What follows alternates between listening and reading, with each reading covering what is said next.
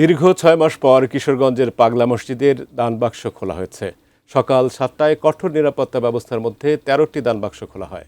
কিশোরগঞ্জের পাগলা মসজিদের সামনে থেকে আমাদের আরও জানাচ্ছেন আমাদের প্রতিনিধি শফিক আদনান। শফিক আদনান, আমরা জানি যে প্রচুর পরিমাণে অর্থ বা অন্য কিছু জমা হয় এখানে দানবাক্সে।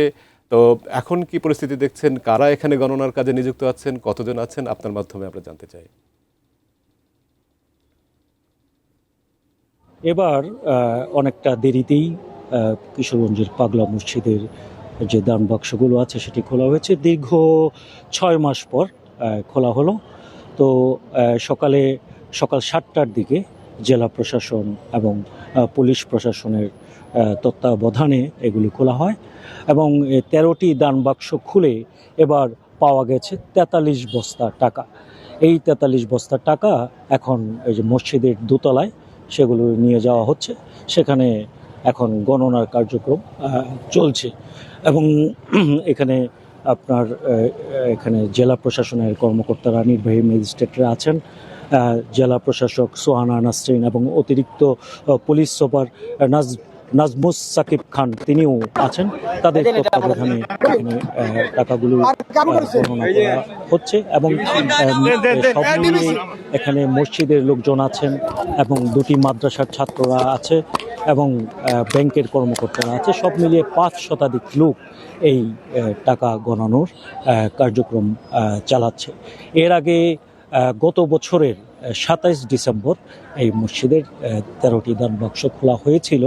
তখন পাওয়া গিয়েছিল প্রায় ১২ কোটি টাকা। এবার যেহেতু ৬ মাস পর খোলা হলো, তাহলে এখানে সংশ্লিষ্টরা ধারণা করছেন এবার দানের টাকার পরিমাণ অনেক বাড়বে বলে তারা আমাকে জানিয়েছেন। তো এই যে এখানে এখন চলবে, মসজিদের লোকজন যারা আছেন এবং যে ব্যাংকের কর্মকর্তারা বলছেন যে সারাদিন লাগবে টাকাগুলো গুনতে, সন্ধ্যা কিংবা রাতেও হয়ে যেতে পারে এই টাকাগুলো গুনতে। তো এখন এখানে টাকার গণনার কাজ চলছে। এখানে স্থানীয়রা আমাকে জানিয়েছেন যে এই মসজিদে টাকা দান করলে মনের আশা পূরণ হয়।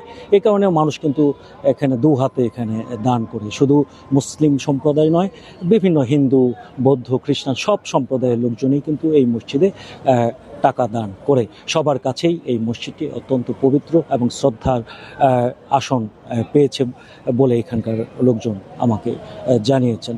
তো এখন চলছে, আমরা পরবর্তী সময়ে জানতে পারবো যে এখানে কত টাকা উঠলো, পাওয়া গেল। ততক্ষণ পর্যন্ত আমরা এটা অপেক্ষা করব। তো আজকে এই ছিল পাগলা মসজিদের দান বাক্স খোলা এবং গণনা কার্যক্রমের খবর।